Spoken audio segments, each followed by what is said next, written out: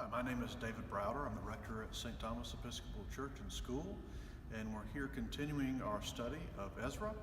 We're actually in Ezra 8 at this point, and we actually finally get to meet the reformer, Ezra, and what a reformer he is. He was really known in circles after the return from exile as the second Moses. He was really revered in this sense, and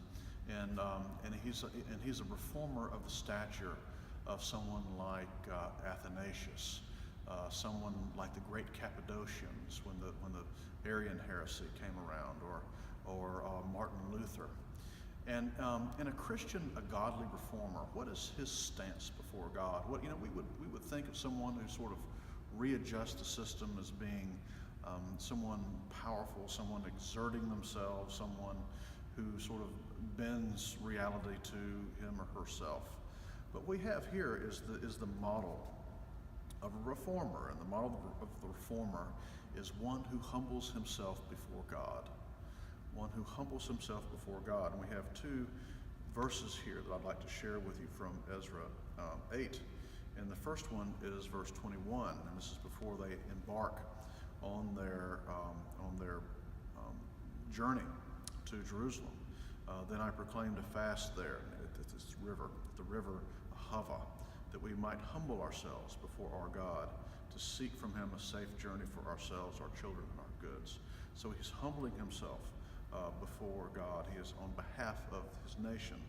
And later on in verse 35, they arrive in Jerusalem. At that time, those who had come from captivity, the returned exiles, offered burnt offerings to the God of Israel, 12 bulls, etc., meaning the sacrifice all went before and for the nation of Israel. That is the symbology of, or the symbolism of 12. And I have here, this is called a prelude, and you might see this in our services, in our chapel services, in our office services as well. And the idea here is that as you lead the service, you bend a knee, you get on like this, and you put yourself in this position before God. This is humbling yourself before God.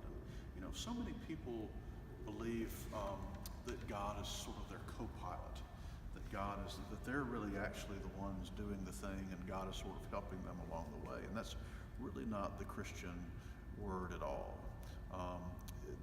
God is the sovereign Lord of the universe. What he speaks happens. What he does happens. What he wills happens. And so the proper stance of a person who is leading, a proper stance of a person who is following, the proper stance of a Christian person, the one who understands the nature and reality of God, is one of humbling oneself before one's God, to ask and petition, and to